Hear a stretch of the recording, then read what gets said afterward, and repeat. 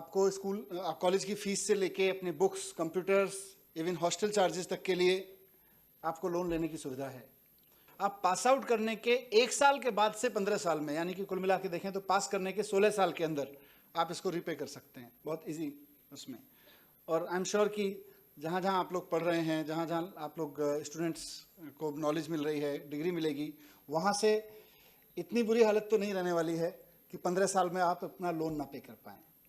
और अगर वाकई 15 साल तक इतनी बुरी हालत रहने वाली है हमारे यहाँ से किसी इंस्टीट्यूट से पढ़ने वाले बच्चे की कि वो 15 साल में अपना लोन तक पे नहीं कर पा रहा, तो फिर वैसे भी सरकार को जिम्मेदारी लेनी चाहिए, सरकार को उस बच्चे से माफ़ी मांगनी चाहिए, सॉरी हमने आपको गलत इंस्टीट्यूट दे दिया था पढ़ने के लिए। पैसा तो फिर बहुत छोटी चीज़ है।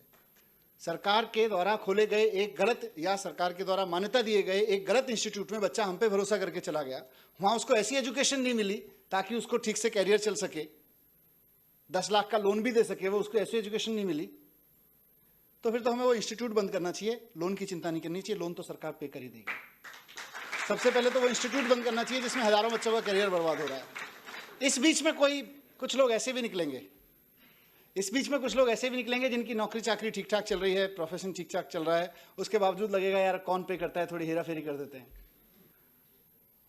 उनके लिए उनकी क्रेडिट गारंटी से लेके उनके और बहुत सारे प्रोविजंस हैं जिसकी वजह से कोई ऐसा ना कर पाए, उसको पकड़ा जा सके।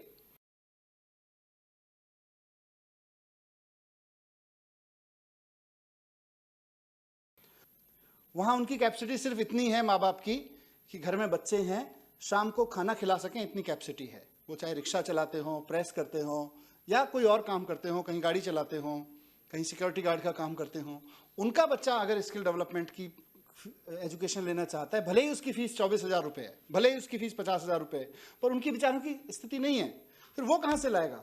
वो कहाँ से वो स्किल डेवलपमेंट का कोर्स करेगा? और अगर उसका कहीं ऐसी जगह एडमिशन हो गया जहाँ 7 लाख रुपये फीस है, कहाँ से लाएगा वो? तो ऐसे में सरकार उसकी गारंटर बन के खड़ी है, सरकार जिम्मेदारी ले रही है कि हमारा बच्चा है। ये स्कीम के पीछे की फीलिंग है। आपको किसी भी बैंक की ब्रांच में डायरेक्ट जाने की जरूरत नहीं है, किसी भी मैनेजर साहब को जाके कहने की जरूरत नहीं है साहब मैं आपके यहाँ से लोन लेना चाहता हूँ। आप हमारी वेबसाइट पर आइए, वहाँ पे आपको अपने डिटेल्स भेजने हैं। अगर आप पहले से रजिस्टर्ड हैं तो ठीक है, नहीं तो दोबारा एक रजिस्ट्रेशन करा लीजिए नए सिरे से। उस रजिस्ट्रेशन के बेस पे आप कहाँ पढ़ते हैं उसका डिटेल डाल दीजिए, और कितना लोन चाहिए, कितना आपको फीस के लिए चाहिए, कितना बुक्स के लिए चाहिए, कितना कंप्यूटर के लिए चाहिए, कितना हॉस्टल के लिए चाहिए, उसकी डिटेल्स डाल दीजिए। उसके सर्टिफिकेट्स दे दीजिए, डिमांड लेटर आया होगा स्कूल से, वो कॉलेज से, वो डाल दीजिए और अप्लाई कर दीजिए। और उसका प्रिंट आउट निकाल के फिर लोकल ब्रांच पे जाइए, फिर लोकल ब्रांच वाला आपको मना नहीं कर सकता। मैं उम्मीद करूंगा कि इसका फ़ायदा हम अधिक से अधिक लोग उठाएंगे।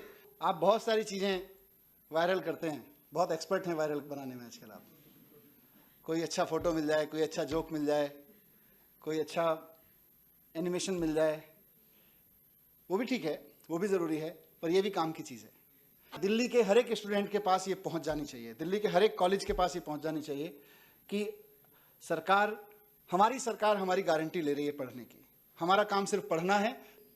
ऐसा कोई भी बच्चा नहीं होना चाहिए जो कि पैसे की वजह से वंचित रह जाए। शिक्षा और अच्छी शिक्षा, इस देश के अंदर कोई भी बच्चा पैदा होता है उसे अच्छी शिक्षा मिलने का अधिकार सबको है, और उसे अच्छी शिक्षा देने की जिम्मेदारी किसी भी जिम्मेदार सरकार की है।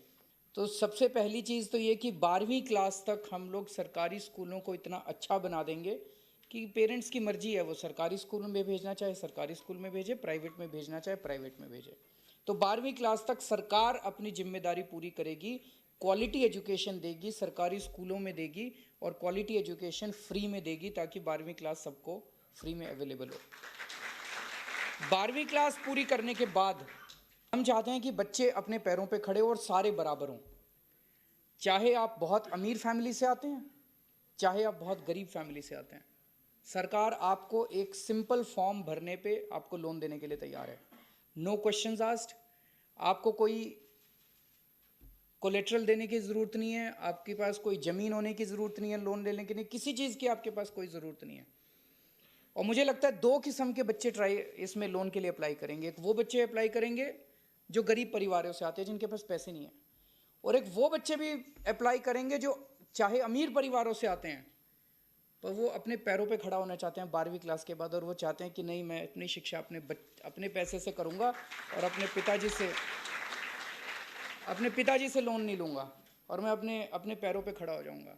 तो 12वीं क्लास के बाद वो फीलिंग हम बच्चों के अंदर इनकलकेट करना चाहते हैं कि अब मैं अपने पैरों पे खड़ा हूँ, अपने पैसों से पढ़ूंगा, अपने पैसों से हायर एजुकेशन लूँगा, और फिर मैं कमा के ये पैसा सरकार को वापस करूँगा। We want them to become responsible citizens after 12th class and independent citizens after 12th class.